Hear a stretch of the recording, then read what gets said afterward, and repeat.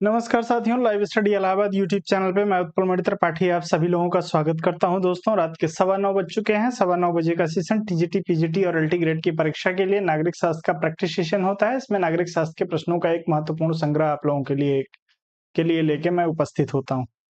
चलिए दोस्तों, तो जो लोग हमारे साथ जुड़ गए हैं, आप सभी से निवेदन है कि एक बार आप लोग रिस्पॉन्ड कर दीजिए, कमेंट कर दीजिए आप सभी को ऑडियो वीडियो क्लियर मिल रही है या नहीं। और आप लोग सबसे पहले वीडियो को शेयर कर दीजिए अपने दोस्तों मित्रों के साथ। वीडियो को लाइक और शेयर अवश्य करें। साथ में आप लोग जो है बता दीजिए कि आप सभी को ऑडियो वीडियो सब कुछ क्लियर मिल रही है, कोई समस्या तो नहीं आ रही है।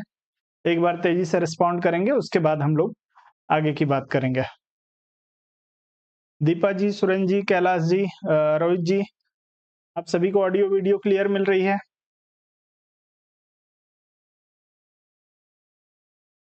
जी सर, क्लियर है। चलिए ठीक है, तो हम लोग चलेंगे दोस्तों, आगे बढ़ेंगे। और आप सभी के लिए कल मैंने आपसे कहा था कि कुछ नए बैच स्टार्ट किए जा रहे हैं, तो उसमें यदि आप एनरोल करना चाहते हैं तो करा लें। इसमें पहला बैच जो होगा वो इंडियन कॉन्स्टिट्यूशन, भारतीय संविधान का होगा। यह बैच जो होगा पूर्ण रूप से डेडिकेटेड होगा आपके स्टेट पीसीएस के एग्जाम के लिए, आरओ एआरओ के एग्जाम के लिए। आप यदि एपीएस का एग्जाम दे रहे हैं, यानी पब्लिक सर्विस कमीशन का यदि कोई भी एग्जाम दे रहे हैं, आप टीजीटी की का एग्जाम दे रहे हैं, पीजीटी का एग्जाम दे रहे हैं, यूजीसी नेट का एग्जाम दे रहे हैं, तो इन सभी परीक्षाओं के लिए, चूंकि आप सभी को पता है कि लगभग सभी कॉम्पिटिटिव परीक्षाओं में आप लोगों से एग्जामिनेशन में भारतीय संविधान के प्रश्न पूछे जाते हैं। भारतीय संविधान का यह जो है डेडिकेटेड बैच होगा। इसके लिए शुल्क जो रखी गई है वो मात्र 1499 रखा गया है। ध्यान आपको बस इतना रखना है कि केवल 50 लोगों का एडमिशन लिया जाएगा। ऐसा सिर्फ इसलिए कि मैं 50 लोगों को ही ऑब्जर्व कर पाऊंगा। मैं सिर्फ उन्हीं विद्यार्थियों को इस बैच में चाहता हूं जो पूर्ण रूप से डेडिकेटेड हैं पढ़ाई करने के लिए।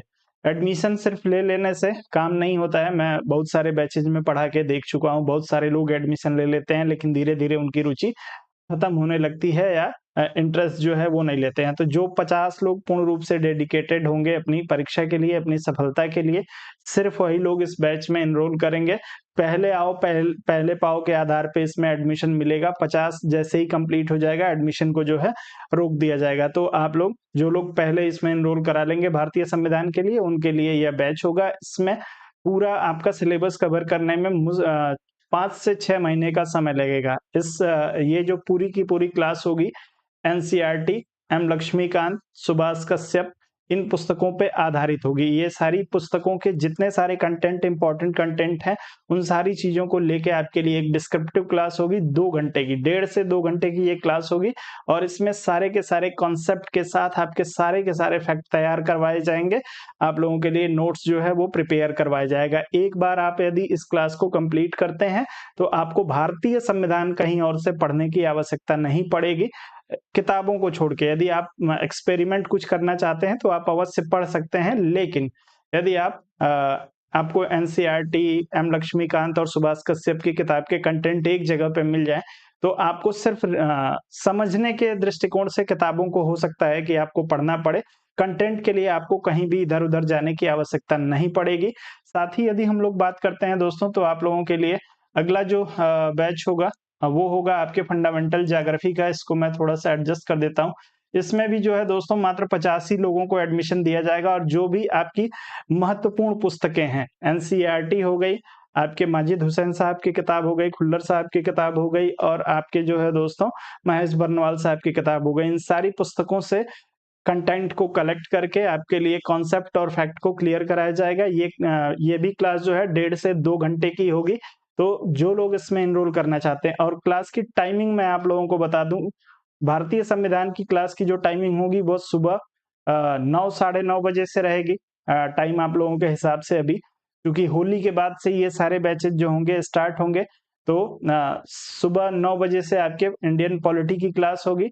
आप लोग 9 से 11 पॉलिटी की क्लास करेंगे और 12 बजे से लेके 1 बजे तक आपकी ज्योग्राफी की क्लास का टाइम होगा। इसके बाद से शाम को जो बैच स्टार्ट होगा उसमें इंटरनेशनल रिलेशन और पब्लिक एडमिनिस्ट्रेशन का बैच स्टार्ट होगा। वो केवल टीजीटी और पीजीटी वाले विद्यार्थियों के लिए होगा। तो जो लोग इन सारी क्लासेस को में एनरोल करना चाहते हैं, भैया आप लोग पहले एनरोल कर लीजिएगा। 50 से ज्यादा एडमिशन नहीं लूंगा, क्योंकि मुझे ऑब्जर्व भी करना है। सिर्फ जो है एडमिशन लेके और अपना काम खत्म नहीं करना है कि मैंने सिलेबस पढ़ा दिया, खत्म कर दिया। तो जो सीरियस स्टूडेंट होंगे वो लोग हमारे साथ जुड़ सकते हैं। अब चलेंगे सीधे आज के सेशन की तरफ और आज के सेशन के पहले प्रश्न को मैं आप लोगों के लिए लेके आ गया हूँ। आप लोगों की जो भी क्वेरी होगी आप लोग मेरे नंबर पे सीधे कांटेक्ट कर सकते हैं 7007701847 इस नंबर पे आप लोग व्हाट्सएप के माध्यम से, कॉल के माध्यम से आप लोग कांटेक्ट करके जानकारी ले सकते हैं। सारी की सारी क्लासेस होली की छुट्टी के बाद से आप लोगों के स्टार्ट होंगी। चलिए भैया, चल नहीं रहा है ऐसे कैसे हो सकता है भैया कि नहीं चल रहा है? सबका तो, मेरा तो चल रहा है। आ रही है क्या किसी को ऐसी समस्या? चलिए आप लोग तेजी से उत्तर करना शुरू करिए। निम्न में से कौन सा उदार लोकतंत्र का लक्षण नहीं है आपको बताना है। उदार लोकतंत्र का लक्षण इसमें से कौन सा नहीं है? जितनी तेजी से आप लोग उत्तर करेंगे उतनी ही तेजी से आप लोगों को आगे लेके चलूंगा भैया। तो आपको दिया है विधि का शासन, मौलिक अधिकारों का प्रावधान, राजनीतिक शक्तियों का विभाजन और प्रतिबद्ध नौकरशाही। किसी एक को चुन लीजिए, तेजी से उत्तर करिएगा।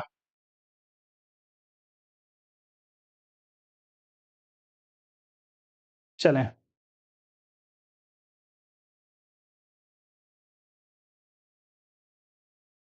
चलिए तो सबका उत्तर डी विकल्प के लिए प्रतिबद्ध नौकरशाही के लिए आ रहा है, तो आपका उत्तर बिल्कुल सही हो जाएगा। यदि हम उदार लोकतंत्र की बात करते हैं तो इसमें विधि के शासन की बात की जाती है, मौलिक अधिकारों को जो है वो प्रमुखता दी जाती है, राजनीतिक शक्तियों में जो है वो विभाजन किया जाता है, जबकि प्रतिबद्ध नौकरशाही जो है उदार लोकतंत्र का लक्षण नहीं है। आप लोग ध्यान रखिएगा, प्रतिबद्ध नौकरशाही जो है आप लोगों के उदारवाद में जरूर इस उदारवाद का लक्षण हो सकता है, लेकिन उदार लोकतंत्र का लक्षण नहीं हो सकता है। आप लोग ध्यान रखेंगे तो आपका उत्तर इसमें जो होगा वो डी विकल्प के लिए सही हो जाएगा, जो लोग डी विकल्प के साथ जाएंगे। आगे बढ़ते हैं। अगला प्रश्न दिया है कि रॉल्स के सिद्धांत में न्याय निष्पक्षता के विचार का प्रवाह है, व्यक्ति से, समाज से, राज्य से या राष्ट्र से। चलिए,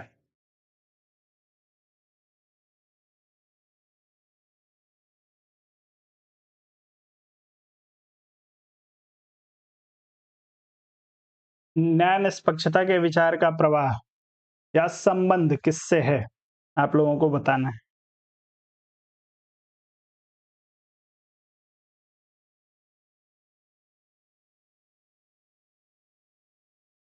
चलिए बहुत बढ़िया। तो ध्यान रखिएगा, जब भी आपसे रॉल्स की बात पूछी जाए या इनके न्याय सिद्धांत की बात पूछी जाए, तो आप लोग ध्यान रखिएगा कि उदारवाद जो है हमेशा व्यक्ति को केंद्र में रखता है, तो आपका उत्तर इसमें ए विकल्प के लिए सही हो जाएगा। रॉल्स भी जो है अपने न्याय निष्पक्षता सिद्धांत का वर्णन करते हुए व्यक्ति को केंद्र में रखते हैं और व्यक्ति को केंद्र में रख के न्याय निष्पक्षता की बात करते हैं। इनका यह जो सिद्धांत है, इनकी एक बहुत ही महत्वपूर्ण पुस्तक है justice as fairness. Justice is fairness नामक पुस्तक में इन्होंने न्याय निष्पक्षता की अवधारणा दी है, तो आप लोग इसमें ए विकल्प के साथ जाइए, आपका उत्तर बिल्कुल सही है। आगे बढ़ते हैं। अगला दिया है कि अ ग्रेट एंड टेरिबल वर्ड, ध्यान रखिएगा, लिखा हुआ है टेरिबल वर्ड नामक पुस्तक का लेखक कौन है? आपको एंटोनियो ग्राम्सी दिया है, हन्ना आरेंट दिया है, हेगेल और जॉन रॉल्स, चारों में से एक को चुनिएगा। A great and terrible word.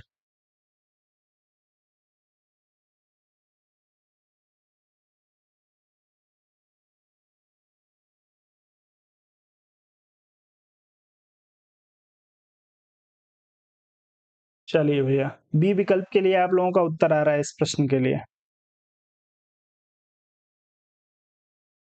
सभी लोग बी विकल्प की तरफ ही जाएंगे। थोड़ा वीडियो को लाइक और शेयर अवश्य करिए आप लोग, संख्या नहीं बढ़ रही है आप लोगों की। तो भैया, अ ग्रेट एंड टेरिबल वर्ल्ड की बात करेंगे तो एंटोनियो ग्राम्सी की यह पुस्तक है, आप लोग ध्यान रखिएगा। एंटोनियो ग्राम्सी की दो महत्वपूर्ण पुस्तकें हैं, कौन कौन सी? A great and terrible world और दूसरी है प्रिजन नोटबुक। ध्यान रखेंगे, आप लोगों से पूछा जा सकता है कि एंटोनियो ग्राम्सी ने कौन सी पुस्तक जो है जेल में रहते हुए लिखा था। तो एंटोनियो ग्राम्सी जो जेल में रहते हुए जिस पुस्तक का लेखन कार्य करते हैं उसे प्रिजन नोटबुक के नाम से जाना जाता है। और ग्रेट एंड टेरिबल वर्ड नामक पुस्तक भी जो है इन्होंने लिखी थी आपके 1971 में, 1971 में ये अ ग्रेट एंड टेरिबल वर्ड नामक पुस्तक लिखते हैं, जबकि प्रिजन नोटबुक जो इनकी पुस्तक है जेल में रहते हुए लिखी गई है। तो आपसे यदि पूछा जाए तो आप लोग इसको ध्यान रखेंगे। अगला पुस्तक, नव उदार पूंजीवाद का बौद्धिक जनक निम्नलिखित में से कौन समझा जाता है? रॉल्स, हेयक, मैकेंटायर और माइकल वॉल्जर दिया है, किसी एक को चुनिएगा।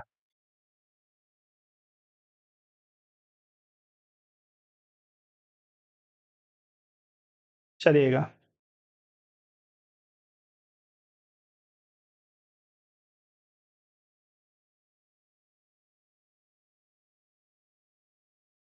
नौ उदार पूंजीवाद का बौद्धिक जनक किसे कहा जाता है?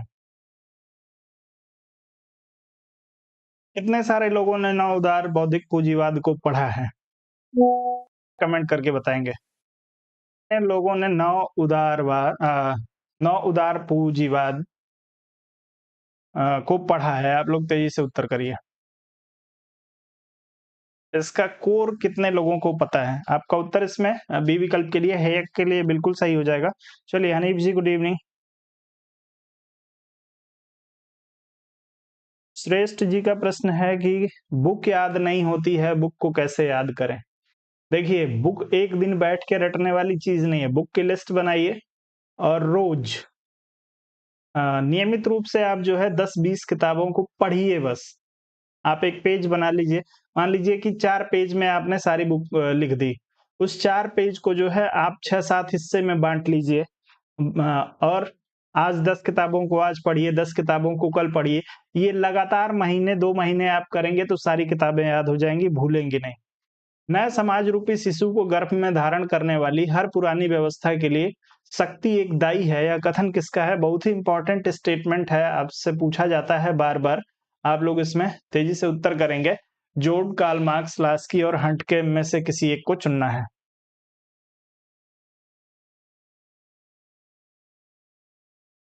चलिए कोई बात नहीं है। तो आप लोग बार-बार यदि रिवाइज़ नहीं करेंगे, देखिए बच्चों के जैसे बैठ के रटने का प्रयास ना करिए। कॉम्पिटिटिव एग्जाम में आपको बार-बार रीडिंग करना होता है, रटना नहीं होता है। बार-बार जब रीडिंग करेंगे, 2 बार, 4 बार, 5 बार रीडिंग होगी, अपने आप सारी चीज़ें याद हो जाएँगी, वो भूलेंगे नहीं। यदि बच्चों के जैसे बैठ के रटेंगे, आज याद हो जाएगा, 2 महीने बाद फिर से भूल जाएगा। तो इस चीज़ को आप लोग ज़रूर ध्यान रखिए। नया समाज रूपी शिशु को गर्भ में धारण करने वाली हर पुरानी व्यवस्था के लिए शक्ति एक दाई है, तो शक्ति को दाई मानते हैं आपके कार्ल मार्क्स महोदय। जो लोग इसमें बी विकल्प के साथ जाएंगे उन सभी का उत्तर बिल्कुल सही हो जाएगा। शक्ति को दाई के रूप में स्वीकार किया है आपके कार्ल मार्क्स ने। अगला प्रश्न दिया है, उदारवादी राजनीतिक अर्थव्यवस्था की आवश्यक रूपरेखा प्रदान की गई थी। लॉक द्वारा, ह्यूम द्वारा, मॉन्टेस्क्यू द्वारा या स्मिथ द्वारा? प्रश्न को ध्यान से पढ़ लीजिएगा। उदारवादी राजनीतिक अर्थव्यवस्था की आवश्यक रूपरेखा किसके द्वारा दी गई है भैया? आप लोग तेजी से उत्तर करिएगा।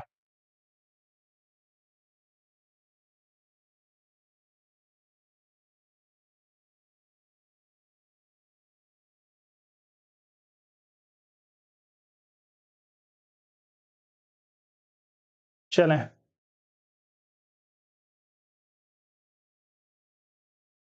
बहुत ही बढ़िया। आप सभी का उत्तर इसमें भी डी विकल्प के लिए आ रहा है। तो भैया यदि बात करते हैं उदारवादी राजनीतिक अर्थव्यवस्था की रूपरेखा किसने निर्धारित की, तो आप सभी को एडम स्मिथ के साथ जाना पड़ेगा। आप सभी को पता है कि 1776 में, कई सारे लोगों का उत्तर भी आया है, 1776 में इन्होंने एक पुस्तक लिखी थी जिसका नाम है wealth of nation. Wealth of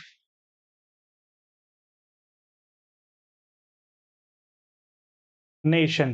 wealth of nation नामक पुस्तक में इन्होंने जो है राजनीतिक अर्थव्यवस्था की रूपरेखा को जो है स्पष्ट किया है और अपनी इस पुस्तक की वजह से इनको बहुत ही ख्याति मिली थी। कई बार इनको जो है वो अर्थशास्त्र का पिता भी कह दिया जाता है, फादर ऑफ इकोनॉमिक्स के नाम से भी इनको। पर आपका इस विकल्प के लिए सही हो जाएगा। आगे बढ़ते हैं, अगले प्रश्न पे चलेंगे। चलिए अगला प्रश्न आप लोगों के लिए, निम्नलिखित में से कौन सा डेविड स्टर्न के व्यवहारवाद के सिद्धांत का एक लक्षण नहीं है? बहुत ही अच्छा प्रश्न है, मोस्ट इंपॉर्टेंट प्रश्न है आप लोगों के लिए। आप लोग उत्तर करेंगे व्यवस्थाबद्धीकरण, परमाणीकरण, प्रासंगिकता का सिद्धांत और समग्रता।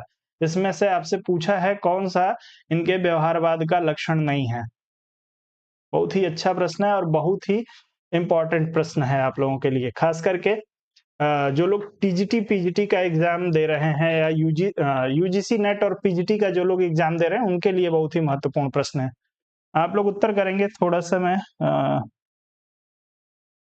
चलिए कनेक्ट हो गया है।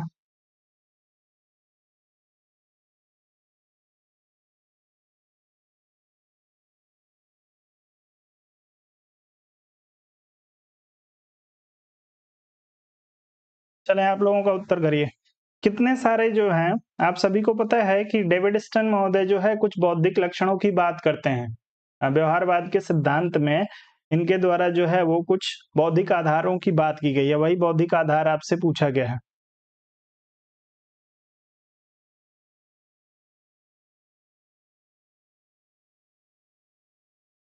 चलिए ठीक है। तो आप लोगों का उत्तर इसमें से कितने लोगों को सारे सारे बौद्धिक अधिकार याद हैं? तो ध्यान रखिएगा। आपका सी विकल्प इसमें सही हो जाएगा। प्रासंगिकता का सिद्धांत इसका जो है वो लक्षण नहीं है, जबकि व्यवस्थाबद्धीकरण, प्रमाणीकरण, समग्रता। तो आप सभी लोग डेविड स्टन के व्यवहारवाद के सिद्धांत के लक्षणों को ध्यान रखिएगा। 8 लक्षणों की बात इन्होंने की थी। ये 8 लक्षण कितने लोगों को याद हैं भैया? जिसमें से 3 तो आपको दिया हुआ है। बाकी 5 और कितने लोगों को याद हैं? सर एक 100 दिन का क्रैश कोर्स एप्लीकेशन पर लाएं, क्योंकि अब श्योर हो गया है कि 100 दिन के आसपास परीक्षा हो सकती है। चलिए ठीक है, कोई दिक्कत नहीं है। आप लोग उत्तर करिए तेजी से। कितने लोगों को 8 जो है वो बौद्धिक आधारों का जो डेविड स्टन ने, चलिए कॉपी पेन उठाइए और नोट कर लीजिए 8 हो, यदि याद नहीं है तो। यहाँ पे आपको सिर्फ 3 दिया हुआ है। 8 कौन-कौन से हैं भैया? एक तो है नियमितता, दूसरा है सत्यापन, तीसरा है तकनीकी, चौथे की बात करेंगे गणना, पांचवें की बात करेंगे मूल्य निरपेक्षता, छठे की बात करेंगे व्यवस्थाबद्धीकरण, सातवें की बात करेंगे शुद्ध विज्ञान और आठवां जो है वो आपकी समग्रता है या एकीकरण। तो ये 8 तत्वों की, 8 लक्षणों की बात आपके डेविड स्टन ने की है। इस 8 में से कभी भी कोई भी आप लोगों से पूछा जा सकता है, तो आप लोग ध्यान रखेंगे। इनको नोट डाउन जरूर कर लीजिएगा। आपका उत्तर सी विकल्प के लिए सही हो जाएगा। अच्छा चलिए दोबारा बोल देता हूँ, नोट कर लीजिए। नियमितता, सत्यापन, तकनीकी, गणना, मूल्य निरपेक्षता, व्यवस्थाबद्धीकरण, विशुद्ध विज्ञान और समग्रता या एकीकरण। इन 8 को नोट कर लीजिए, भूलना नहीं चाहिए ये, जिसमें प्रासंगिकता का सिद्धांत नहीं है। आगे बढ़ते हैं। अगला दिया है शक्ति संतुलन की स्थापना के लिए निम्नलिखित में से कौन सा साधन नहीं है? शक्ति संतुलन की स्थापना के लिए निम्नलिखित में से कौन सा साधन नहीं है? नेट में आपके समस्या हो सकती है गुड्डू जी।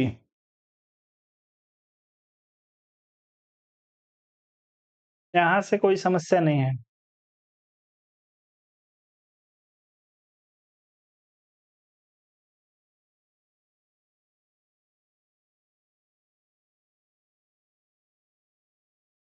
सब लोग सी विकल्प की बात कर रहे हैं। दिया है शक्ति संतुलन की स्थापना के लिए निम्नलिखित में से कौन सा साधन नहीं है? तो विभाजन तथा शासन की नीति के माध्यम से जो है वो शक्ति संतुलन स्थापित करता है। मध्यवर्ती राज्य जो है वो 2 अलग-अलग राज्यों में शक्ति संतुलन स्थापित करने की बात करते हैं, कार्य करते हैं। हस्तक्षेप भी जो है वो शक्ति संतुलन का ही कार्य करता है। लेकिन उदारीकरण की जो नीति है यह वैश्विक अर्थव्यवस्था की ओर संकेत करता है। तो ध्यान रखिएगा, इसका संबंध जो है आपके इकोनॉमिक्स से है, न कि शक्ति संतुलन से। तो वैश्विक अर्थव्यवस्था के लिए उदारीकरण की नीति लाई गई थी। अपनी-अपनी अर्थव्यवस्थाओं को का जो है ग्लोबलाइजेशन किया गया उदारीकरण के द्वारा। 1991 में आप देखते हैं भारत में भी जो है उदारीकरण की शुरुआत होती है। तो ध्यान रखेंगे, आपका जो इसमें से प्रश्न सही हो जाएगा वो सी विकल्प के लिए सही होगा, क्योंकि यहाँ पे पूछा है कि शक्ति संतुलन की स्थापना के लिए निम्नलिखित में से कौन सा साधन नहीं है। तो उदारीकरण जो है इकोनॉमिक्स का साधन है, शक्ति संतुलन का साधन नहीं होगा। तो आप लोग इस प्रश्न में सी विकल्प के साथ जाएंगे, उत्तर सी विकल्प के लिए सही है। अगला प्रश्न दिया है कि निम्नलिखित राजनीतिक सिद्धांतों में से कौन सा राज्य को एक आवश्यक बुराई मानता है। आपको बताना है कि आवश्यक बुराई समाजवाद, अराजकतावाद, फांसीवाद और व्यक्तिवाद।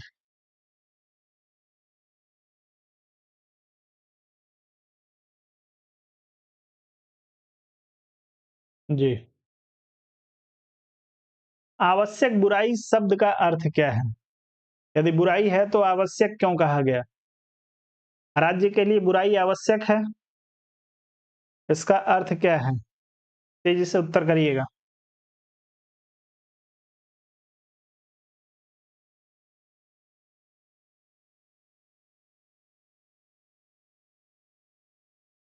चलें, सबका उत्तर जो है डी विकल्प के लिए आ रहा है। आप सभी का उत्तर यहाँ पे बिल्कुल सही हो जाएगा। राज्य को एक आवश्यक बुराई माना गया है, चूँकि व्यक्तिवादी जो है वो व्यक्ति को केंद्र में रखते हैं। व्यक्ति के अधिकारों की जो है वो सुरक्षा के लिए व्यक्तित्व के विकास के लिए जो है वो राज्य आवश्यक है। लेकिन राज्य की उपस्थिति में क्या होता है, व्यक्ति के ऊपर राज्य नियंत्रण करने का प्रयास करता है। इसलिए कहा गया है कि भैया, चूँकि अधिकारों की सुरक्षा के लिए इसकी आवश्यकता है और उस आवश्यकता की पूर्ति के लिए थोड़ा बहुत नियंत्रण करता है, तो इसको बुराई भी मानते हैं और आवश्यक भी मानते हैं। तो ध्यान रखिएगा, उत्तर आपका डी विकल्प के लिए सही हो जाएगा, जो लोग डी विकल्प के साथ जाएँगे। जी, सुरक्षा के लिए आवश्यक है और अधिकारों पर नियंत्रण करता है। आधुनिक उदारवाद पारंपरिक उदारवाद से भिन्न है, क्योंकि यह व्यक्ति स्वतंत्रता का समर्थन नहीं करता, यह प्रजातांत्रिक संस्थाओं के विरुद्ध है, यह स्वतंत्र उद्यमिता की वकालत करता है, यह विश्व को सभी प्रकार के अत्याचारों एवं शोषण से मुक्त करना चाहता है। आधुनिक उदारवाद और पारंपरिक उदारवाद में अंतर आपको बताना है।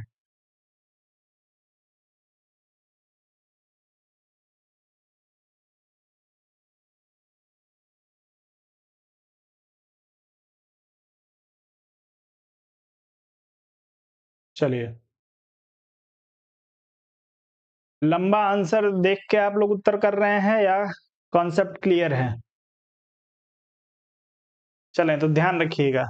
आपसे पूछा है आधुनिक उदारवाद और पारंपरिक उदारवाद। भैया, आधुनिक उदारवाद का जन्म जब होता है या आधुनिक उदारवाद की संकल्पना की शुरुआत जब होती है, तो उसके पीछे का जो विचार है, वह शोषित को, कमज़ोर को आगे बढ़ाने का है। शोषित और कमज़ोर को सबल करने का। इसके लिए आधुनिक उदारवादी जो है एक नई अवधारणा लेके आते हैं, जिसे आप लोग वेलफेयर स्टेट या कल्याणकारी राज्य के रूप में जानते हैं।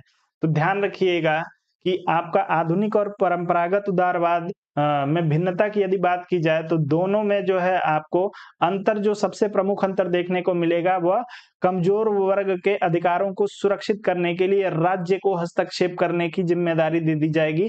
और यही आधुनिक उदारवाद जो है वो आपके वेलफेयर स्टेट में परिवर्तित हो जाता है।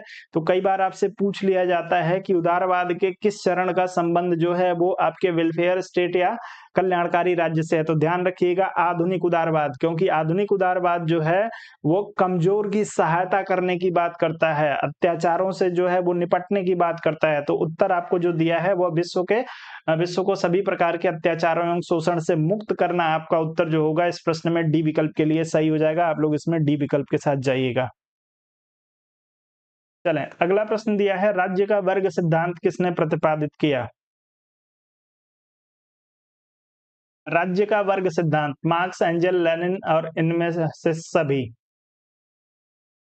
वर्ग सिद्धांत के लिए उत्तर करेंगे।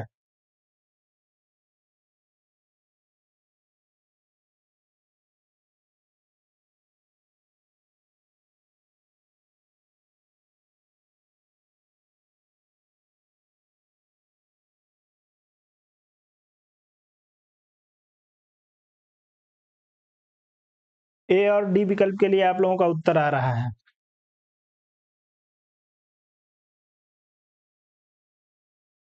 तो ध्यान रखिएगा कि सबसे पहले आपसे प्रश्न में पूछा हुआ है, यदि प्रश्न को ध्यान से आप लोग नहीं पढ़ते हैं तभी आपके प्रश्न गलत होते हैं। यदि आपसे जब पूछा है कि प्रतिपादित किया, तो प्रतिपादित किसी एक ही व्यक्ति ने किया होगा। यदि आपसे पूछा जाता कि राज्य के वर्ग सिद्धांत का समर्थन किसने किया है, तब तो आप डी विकल्प का चुनाव करते तो मुझे समस्या नहीं होती। लेकिन जब प्रतिपादक पूछा है तो प्रतिपादक जो है वो कोई एक ही व्यक्ति होगा और वो है कार्ल मार्क्स महोदय। राज्य के वर्ग सिद्धांत में ये कहते हैं कि राज्य जो है 2 वर्गों से मिलकर बना है।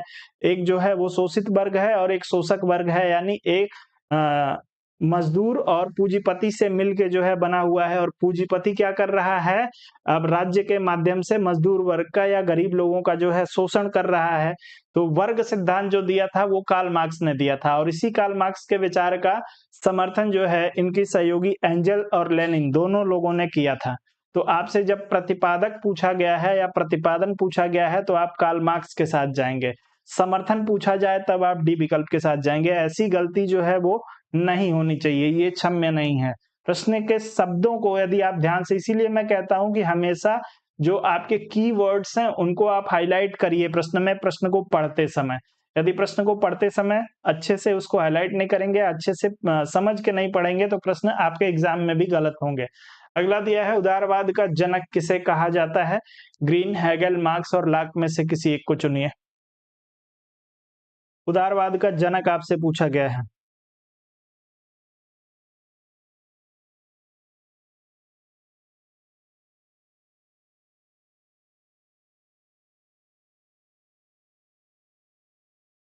चले, बहुत ही बढ़िया। तो अब इसके लिए तो आप लोग तेजी से उत्तर कर लेंगे। जॉन लॉक महोदय को जो है उदारवाद का जनक माना जाता है।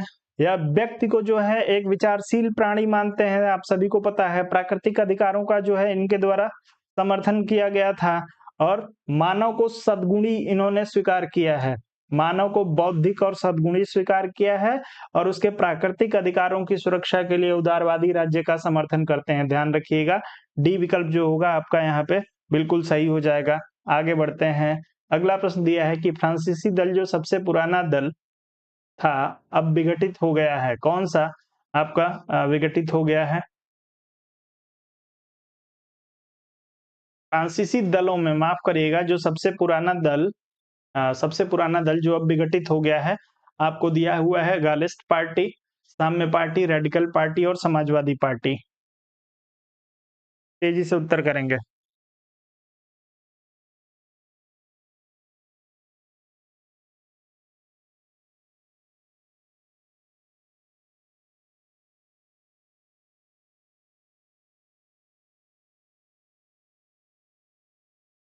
चलिए, सबका उत्तर आ रहा है सी विकल्प के लिए, तो रेडिकल पार्टी है। आप सभी को पता है इसकी स्थापना कब हुई थी। रेडिकल पार्टी की स्थापना कितने लोगों को पता है। तो ध्यान रखिएगा, इसकी स्थापना होती है 1901 में और वर्तमान में जो है रेडिकल पार्टी का अस्तित्व जो है वो समाप्त हो गया है। इसे फ्रांसीसी रेडिकल पार्टी भी कहा जाता है, आप लोग ध्यान रखिएगा। चूंकि कई बार यदि फ्रांस न दिया हो तो आप लोग ध्यान रखिए, इसको रखेंगे जी। 1901 में इसकी स्थापना होती है, 1940 के दशक में जो है यह विघटित हो जाती है। आगे बढ़ते हैं। वैज्ञानिक समाजवाद निम्न में से निम्न के रूप में भी जाना जाता है। वैज्ञानिक समाजवाद को इसमें से किस और रूप में जाना जाता है। मार्क्सवाद, अराजकतावाद, उदारतावाद और फांसीवाद, चारों में से एक को चुनिएगा।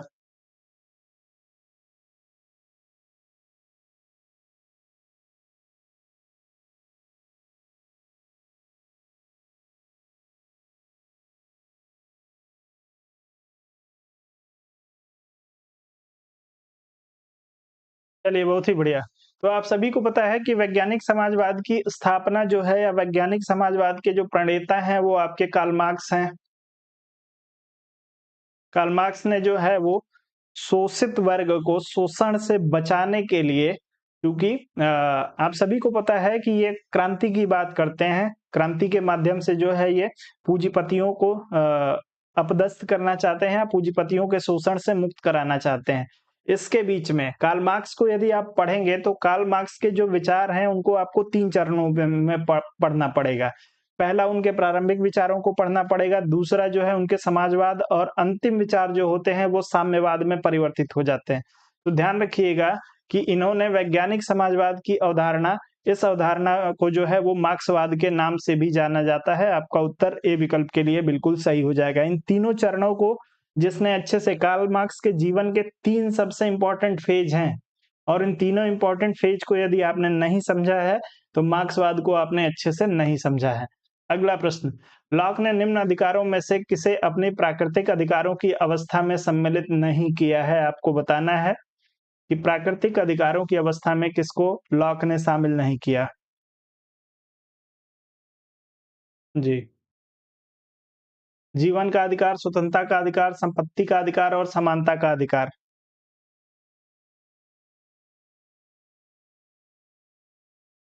ध्यान रखिए, जीवन, स्वतंत्रता और संपत्ति के अधिकार को लॉक महोदय प्राकृतिक अधिकार मानते हैं। सिर्फ 3 ही अधिकारों की बात की थी, कहीं पर भी समानता के अधिकार का लॉक जो है वो समर्थन नहीं करते हैं। तो आपका डी विकल्प सही हो जाएगा, क्योंकि प्रश्न में नहीं किया है, आपसे पूछा है। तो डी विकल्प वाले बिल्कुल सही है भैया आप लोगों का उत्तर। अगला, ध्यान, निम्नलिखित में से कौन नव उदारवाद से संबंधित है? नव उदारवाद से संबंधित आपको पूछा गया है। आपको एफ.ए. हेयक दिया है, मिल्टन फ्रीडमैन दिया है, रॉबर्ट नाजिक और उपरोक्त सभी।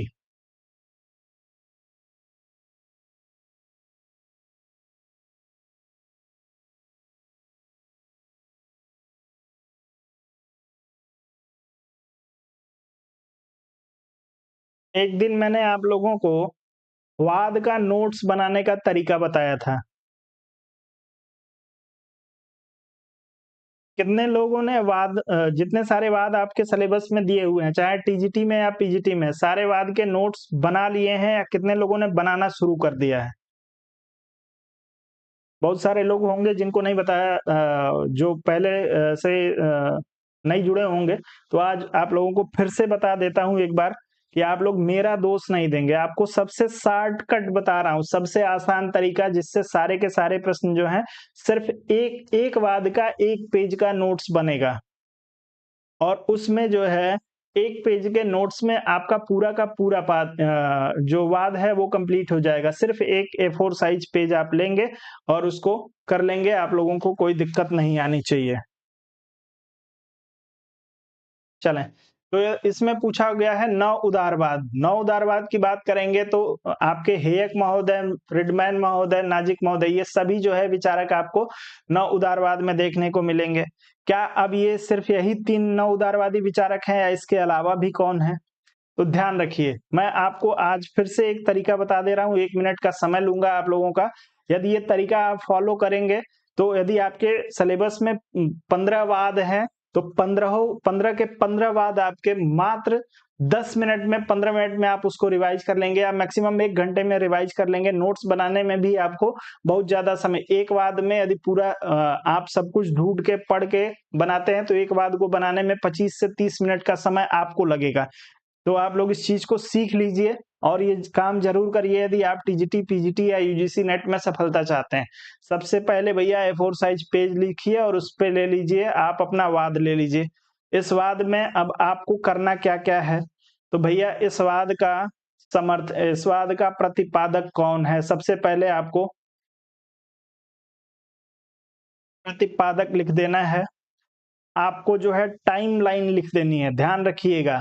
समय या कालखंड, कब से कब तक जो है यह अस्तित्व में वाद रहा या सबसे ज्यादा जो है इसको महत्व मिला।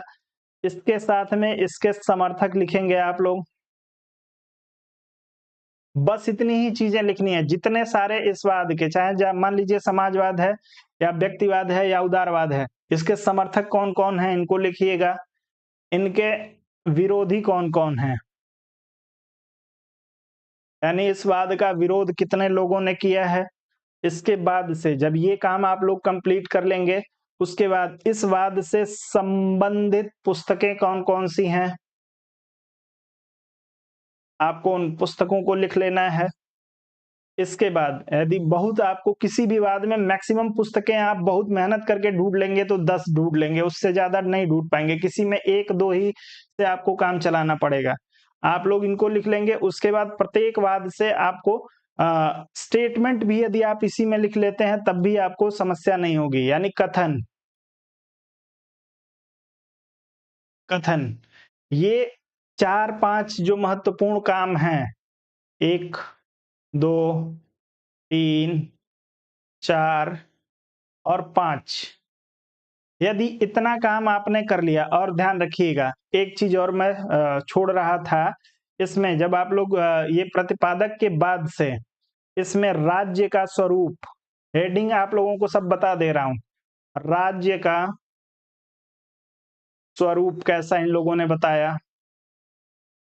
व्यक्ति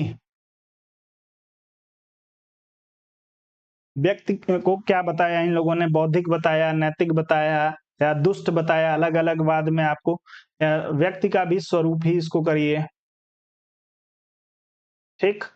और इस वाद का केंद्र बिंदु क्या है, यानी यह वाद चाहता क्या है, एक लाइन में इसका उद्देश्य लिखिए। ये करने के बाद एक A4 साइज शीट पे दोनों तरफ यदि आप इसको लिख लेते हैं, तो एक पेज में आपका पूरा वाद जो है वो क्लियर हो जाएगा। और इसके बाद से कोई ऐसी चीज आपको नहीं बचेगी, यदि आपके पूरे सिलेबस में पीजीटी की यदि मैं बात करता हूं और इसमें आपको 20 वाद हैं, तो 20 पेज आपको लिखना है और इसको आप बार-बार रिवाइज करिए। अब इसके बाद से कोई ऐसी चीज आपसे इसमें से बचेगी नहीं, जो आपकी परीक्षा में इससे कहीं अलग से आ जाए। तब आपके जब इस तरीके के प्रश्न आएँगे, कौन जो है वो नौ उदारवादी है, कौन उदारवादी है, कौन इसका विरोधी है, कौन इसका आपके कॉन्सेप्ट भी आपका क्लियर हो जाएगा, आपके सारे फैक्ट भी आपके तैयार हो जाएँगे। यदि आप ऐसे करेंगे, तब मैं जब क्लास आप लोगों के पॉलिटिकल थॉट की क्लास लेता हूँ, तो ये सारी चीज़ें मैं आप लोगों के नोट्स में बनवाता हूँ। जो लोग आप में से यदि कोई पॉलिटिकल साइंस हमसे पढ़ा हो, तो उसको पता होगा, सबको नोट्स बनवा करके मैंने दिया है। तो आप लोग भी, मैं आपको फ्री में आपको सजेस्ट कर रहा हूं कि आप ये काम कर लीजिए। आप 98% प्रश्न करने के लायक हो जाएंगे, ये मेरी गारंटी है। सिर्फ 2% की संभावना फिर भी मैं छोड़ दे रहा हूं। चलिए मैं 90% कर दे रहा हूं, घटा दे रहा हूं। 10% की संभावना जो है फिर भी आप छोड़ दीजिए। तो यदि 10% की संभावना छोड़ भी देते हैं, तो 90% यदि एक पेज से आपका कवर हो रहा है, तो पूरी किताब को बार-बार पढ़ के और पूरे पोथा को बार-बार पढ़ के आप अपना समय बर्बाद कर रहे हैं, तो भैया आपसे बड़ा मूर्ख कोई नहीं हो सकता है। आप लोग पढ़ाई में शॉर्टकट ढूँढते हैं, लेकिन सही शॉर्टकट नहीं ढूँढते हैं। आप लोग पढ़ने का ही शॉर्टकट तरीका ढूँढने लगते हैं।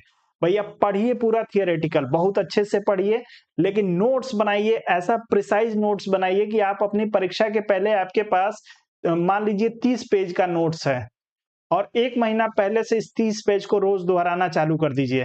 अब आप सोच लीजिए कि सारे वाद ऐसे ही आप लोगों को जितने सारे विचारक हैं, सारे विचारकों को नोट कर लेना है, कौन-सा विचारक किस देश का है, कब उसका जन्म हुआ, कब उसकी मृत्यु हुई, उसकी महत्वपूर्ण पुस्तकें कौन-कौन सी हैं। ये नोट्स बना लीजिए आप, 50 पेज का आपका पूरा नोट्स बनेगा और उस 50 पेज में कुछ भी ऐसा नहीं बचेगा, जिसको आप पढ़ के चले जाएँ और आपकी परीक्षा में 90% से कम सवाल यदि आप कर दें, तब आप हमसे आगे पूछिएगा। इसके बाद सिर्फ एक चीज़ बचता है, वो आपका बचता है कॉन्सेप्ट।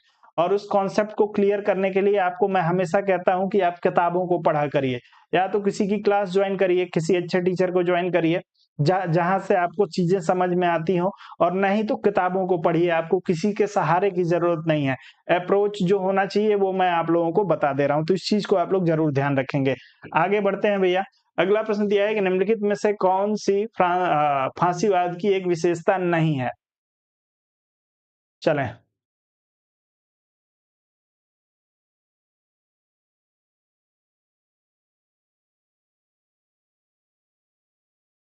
चलिए अच्छी बात है। फांसीवाद की विशेषता कौन सी नहीं है? एक व्यक्ति की तानाशाही में विश्वास, अंतर्राष्ट्रीयवाद का विरोध, लोकतांत्रिक संसाधन में अविश्वास और व्यक्तिवाद में विश्वास। चारों में से एक को चुनिएगा।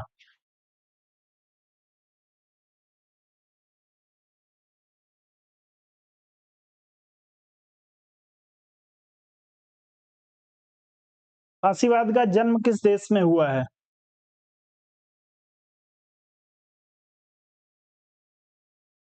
सब लोग डी विकल्प की तरफ जा रहे हैं। आप सभी का उत्तर जो हो जाएगा बिल्कुल सही हो जाएगा। तो आप लोग इस प्रश्न में जो है डी विकल्प के साथ जाइए। आपका उत्तर व्यक्तिवाद में जो है ये विशेषता नहीं है या फांसीवाद की, जबकि एक व्यक्ति की तानाशाही, अपने शासक की तानाशाही में विश्वास करते हैं, अंतर्राष्ट्रीयवाद का विरोध करते हैं क्योंकि अपने आप को सर्वोच्च मानते हैं और लोकतांत्रिक व्यवस्था में इनका जो है कोई भी भरोसा नहीं है। तो आप लोग ध्यान रखिएगा, व्यक्तिवाद में अविश्वास आपका इसकी विशेषता नहीं है। आपका डी विकल्प जो हो जाएगा वो बिल्कुल सही हो जाएगा। अगला दिया है कि निम्नलिखित में से कौन अहस्तक्षेप की नीति में विश्वास करता है? चलिए, बहुत ही बढ़िया। फांसीवाद के जन्म की यदि हम लोग बात करते हैं तो आप सभी को पता है इटली में मुसोलिनी के द्वारा इसकी शुरुआत की गई थी। चलें उत्तर तेजी से करेंगे।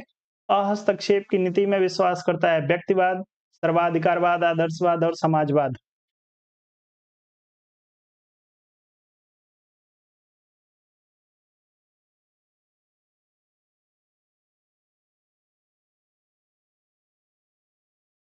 चलें, तो आप सभी को पता है कि व्यक्ति को पूर्ण रूप से स्वतंत्र छोड़ना चाहते हैं। आपके व्यक्तिवादी व्यक्ति को केंद्र में रखते हैं और इस पे जो है वो किसी भी तरीके का नियंत्रण नहीं रखना चाहते हैं, इसीलिए अहस्तक्षेप की नीति में ये विश्वास करते हैं। कम से कम जो है व्यक्ति के कार्यों में राज्य को हस्तक्षेप करना चाहिए। ये विकल्प सही हो जाएगा। यदि इसके समर्थकों की बात करेंगे तो आप सभी लोगों को स्पेंसर, मील, हेयक, फ्रीडमैन, ये सारे विचारक जो हैं वो आपके अहस्तक्षेप की नीति में विश्वास करते हैं। आपके एडम स्मिथ हो गए, ये अहस्तक्षेप की नीति में विश्वास करते हैं। तो कम से कम जो कोर कॉन्सेप्ट है, किसमें कौन विश्वास करता है, हर जगह तो ये आपको मिलेगा नहीं। कुछ-कुछ टॉपिक में ऐसी चीजें मिलती हैं तो उसको आप लोग बाइफरकेट कर लिया करिए। आगे बढ़ते हैं। अगला दिया है सामाजिक सुरक्षा व्यवस्था के प्रावधान से संबंधित मूल सिद्धांत है। कल्याणकारी राज्य का सिद्धांत, हस्तक्षेप सिद्धांत, बहुलवादी सिद्धांत या विकासवादी सिद्धांत।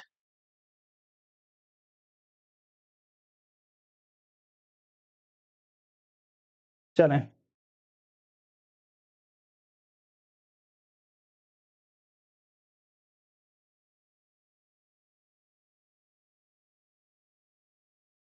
चलिए तो सामाजिक सुरक्षा व्यवस्था, समाज में सबको सुरक्षा, सबको एक स्थान पे ले आने की बात कौन करता है? वेलफेयर स्टेट या आपका कल्याणकारी राज्य करता है। अहस्तक्षेप के सिद्धांत की यदि हम लोग बात करते हैं तो अहस्तक्षेप का सिद्धांत व्यक्तिवाद से संबंध रखता है। आप लोग जरूर ध्यान रखेंगे, अभी पिछले ही प्रश्न में मैंने आपको कराया। तो कल्याणकारी राज्य का सिद्धांत सामाजिक सुरक्षा, सामाजिक समानता स्थापित करना चाहता है। आगे बढ़िए। अगला दिया है उत्तर व्यवहारवादी क्रांति प्रारंभ करने के लिए व्यवहारवाद पर सर्वप्रथम आक्रमण किसके द्वारा किया गया था? आपको क्रिश्चियन बे, जेम्स चार्ल्सवर्थ, डेविड स्टर्न और रॉबर्ट डे हल दिया हुआ है। एक को चुनिए किसी को।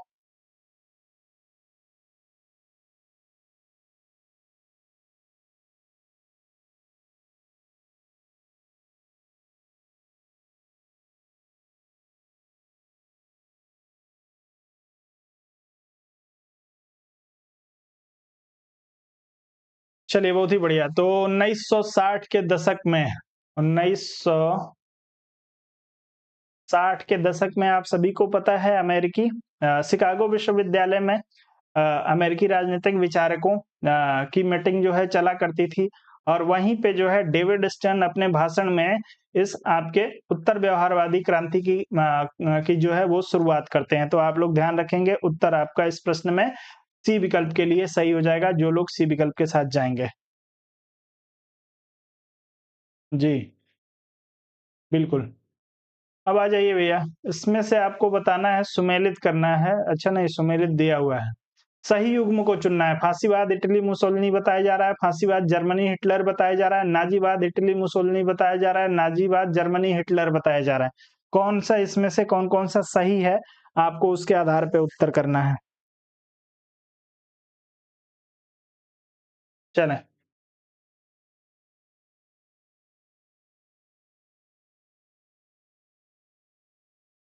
1 और 4 बी विकल्प के लिए उत्तर आ रहा है। चलिए, तो फांसीवाद का जन्म जो है इटली में हुआ था। इसके जनक के रूप में मुसोलिनी को जाना जाता है और नाजीवाद का जन्म जो है वो जर्मनी में होता है और हिटलर इसके जो है वो फादर माने जाते हैं। तो आपका उत्तर 1 और 4 के लिए बिल्कुल सही होगा, कोई समस्या वाला प्रश्न नहीं है। अगला दिया है कि वैज्ञानिक व्यक्तिवाद की अवधारणा का विकास किसने किया? लास्की, बेंथम, मील और स्पेंसर। वैज्ञानिक व्यक्तिवाद चलेंगे।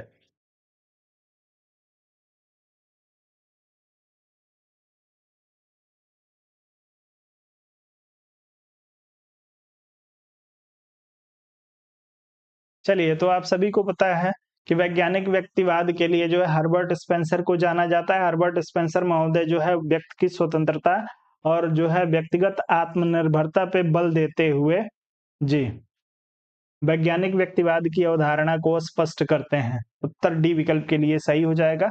अगला प्रश्न, व्यवहारवाद किसके व्यवहार पर ध्यान केंद्रित करता है? नागरिक, राजनीतिक वर्ग, नौकरशाही या उपरोक्त सभी?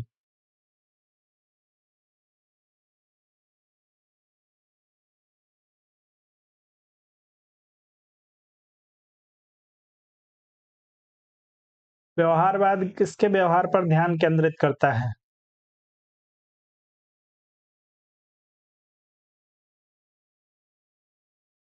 नागरिक, राजनीतिक वर्ग, नौकरशाही या उपरोक्त सभी?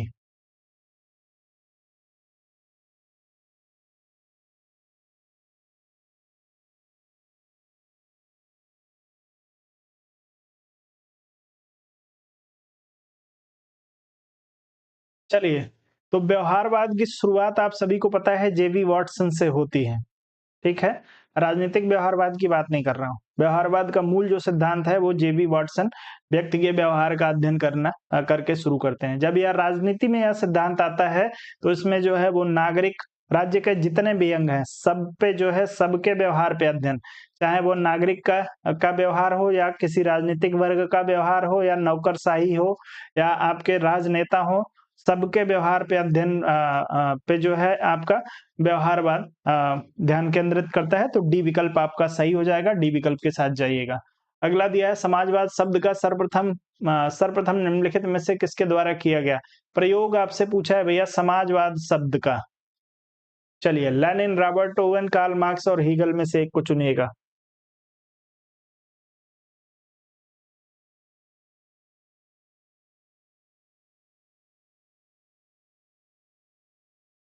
जहां पे जिस पत्रिका में इन्होंने इस शब्द का प्रयोग सबसे पहले किया था उस पत्रिका का नाम कितने लोगों को याद है?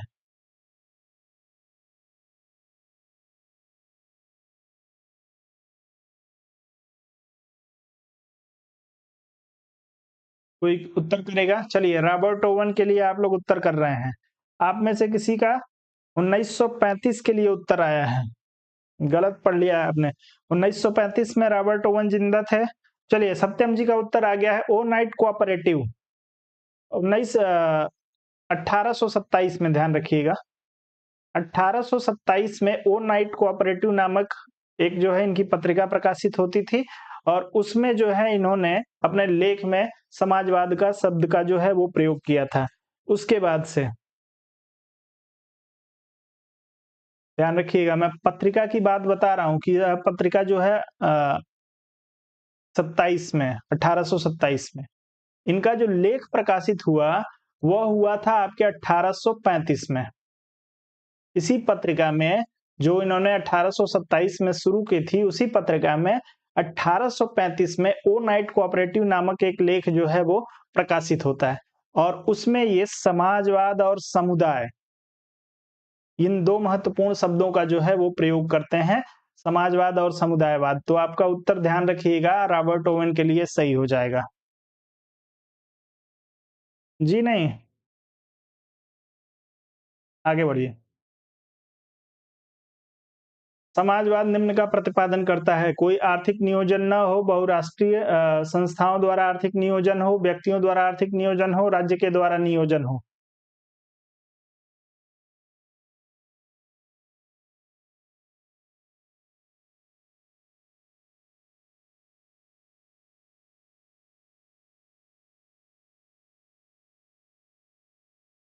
चलिए, समाजवाद।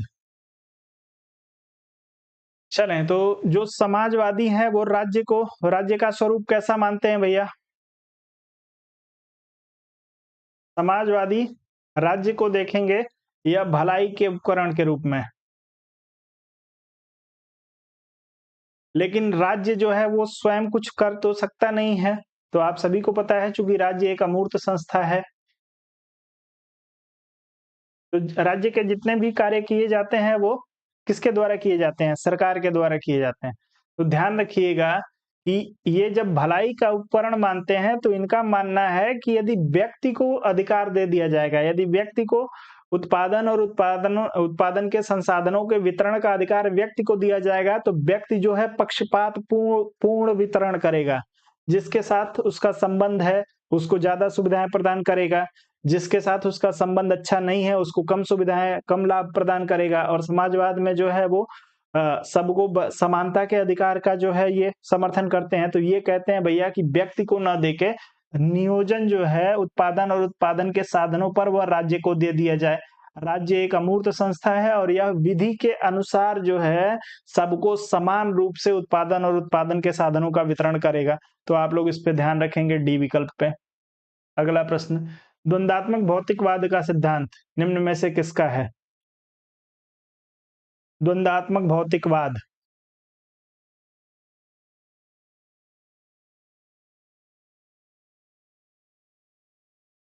जी।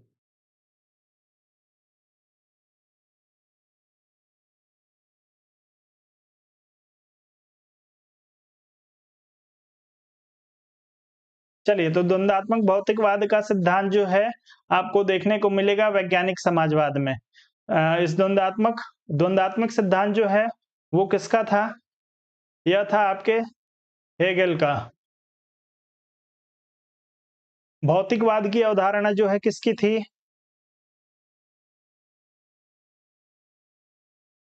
फेयरबाख की। इन दोनों को मिलाया था किसने? आपके मार्क्स ने, कार्ल मार्क्स ने। द्वंदात्मक भौतिकवाद की अवधारणा को हेगल से, ऐसा माना जाता है कि इन्होंने हेगल से उधार लिया था। ध्यान जरूर रखिएगा कि यदि कभी अलग-अलग पूछ दिया गया कि भौतिकवाद का सिद्धांत जो है किसका है, तो आप लोग फेयरबाख या फायरबाख बाख याद रखिएगा। ठीक है? और द्वंद का जो सिद्धांत है यह हेगल का मूल सिद्धांत है। इन्हीं हेगल से जो है इन्होंने द्वंदात्मक भौतिकवाद का सिद्धांत वैज्ञानिक समाजवाद में स्वीकार किया था, उसको लिया था उधार में। आपका आगे बढ़ेंगे, ए विकल्प सही होगा। उदारवादी सिद्धांत के अनुसार राज्य किसी साध्य के लिए एक साधन है, स्वयं साध्य है, आंशिक रूप से साधन और आंशिक रूप से साध्य है, न साध्य है और न साधन है। चलिए भैया, उदारवादी सिद्धांत के अनुसार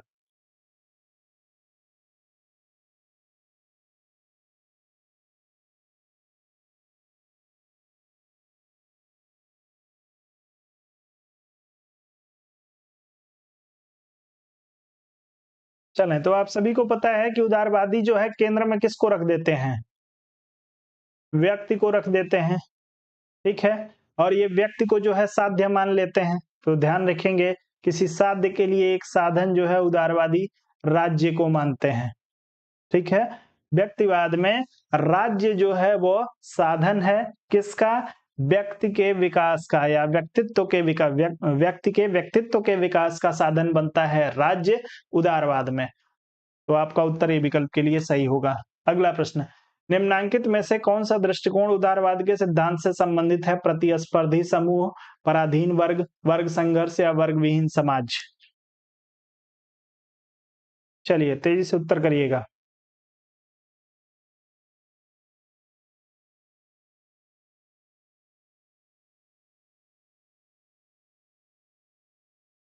उदारवाद के सिद्धांत से संबंधी है।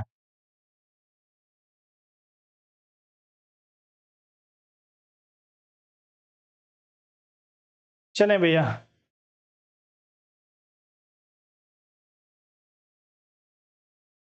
तो आप लोग ध्यान रखिएगा, यदि हम बात करते हैं किसकी? उदारवाद की, तो यह प्रतिस्पर्धी समूह की बात करता है। क्यों करता है?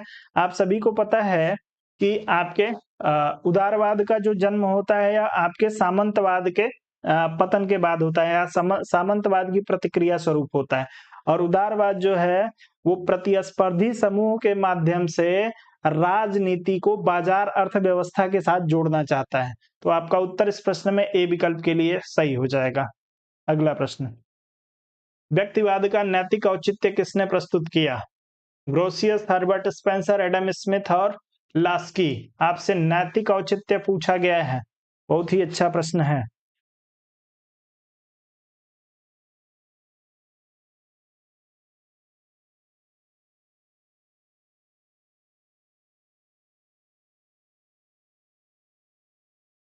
चलें।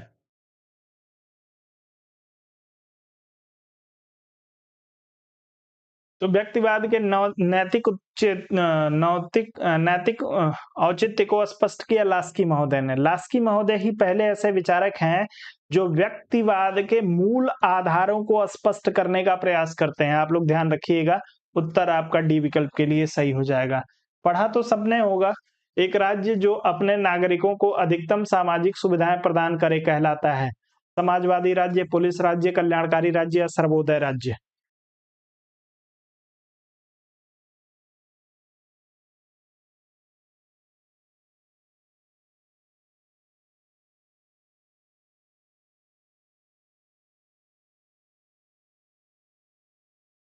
सब लोग सी विकल्प की बात कर रहे हैं, कल्याणकारी राज्य। इस शब्द का प्रयोग सबसे पहले किसने किया? वेलफेयर स्टेट शब्द का या कल्याणकारी राज्य शब्द का प्रयोग किसके द्वारा किया गया है भैया? तेजी से उत्तर करिएगा।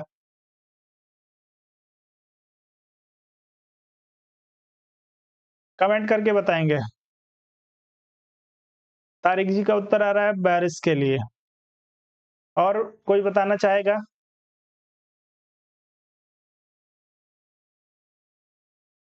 चलिए, लास्की ग्रीन। वेलफेयर स्टेट शब्द का प्रयोग अपने मस्तिष्क को के इस हिस्से को जिसमें आप लोगों ने ये सब नोट किया है उसको अभी करिए फॉर्मेट और उसमें डालिए आप आर्क बिशप टेम्पलिन। आर्क बिशप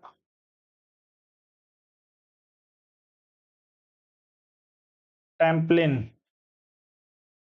ठीक है। इनकी एक पुस्तक है जिसे सिटीजन एंड चर्चमैन के नाम से जाना जाता है। सिटीजन एंड चर्चमैन, याद आया भैया किसी को? वेलफेयर स्टेट शब्द का सबसे पहले प्रयोग जो है आर्क बिशप टेम्पलिन करते हैं सिटीजन एंड चर्चमैन नामक पुस्तक में। ना ही लास्की करते हैं, ना ही ग्रीन करते हैं, ना ही मील करते हैं। तो ये ना भूल जाया करिए आप लोग, सी विकल्प आपका सही हो जाएगा। चलिए, तो आज के लिए बस इतना ही। एक बार फिर से आप सभी को याद दिला दूं कि नया बैच जो है आपके पॉलिटिकल साइंस का नया बैच स्टार्ट हो गया है, ज्योग्राफी का नया बैच स्टार्ट हो गया है और इसमें एडमिशन जो है पहले आओ पहले पाओ के आधार पे होगा। तो आप लोग इसमें यदि एडमिशन लेना चाहते हैं तो केवल जो है इसमें 50 लोगों के एडमिशन की व्यवस्था है। आप लोग ध्यान रखेंगे, केवल और केवल जो है इस बैच में 50 लोगों का एडमिशन दिया जाएगा। क्योंकि यह सिर्फ 50 लोगों का एडमिशन इसलिए ले रहा हूँ कि आगे जो भी एग्जाम हो आपको, पीसीएस का एग्जाम हो, आरओ का एग्जाम हो, एपीएस का हो, टीजीटी का हो, पीजीटी का हो या यूजीसी नेट का हो, इसमें भारतीय संविधान से यदि आपसे कुछ भी पूछा जाए तो उसके लिए मैं तैयार करना चाहता हूँ 50 लोगों को। सब पे मैं ध्यान नहीं दे पाऊंगा, यदि ज्यादा एडमिशन ले लूंगा तो मैं सबको ध्यान नहीं दे पाऊंगा कि कौन किस स्तर तक तैयारी कर रहा है। 50 लोगों को मैनेज किया जा सकता है, उनके टच में रहा जा सकता है। तो केवल 50 लोगों को इसमें एडमिशन मिलेगा। 1499 रुपए इसके लिए शुल्क निर्धारित किया गया है। सुबह 9 बजे से 11 बजे तक 2 घंटे की नियर अबाउट क्लास होगी, 1.5 से 2 घंटे की क्लास होगी। टोटल जो टाइम लगेगा वो मान के चलिए 5 महीने लगेगा पूरा। इसमें जो है आपके एनसीईआरटी को,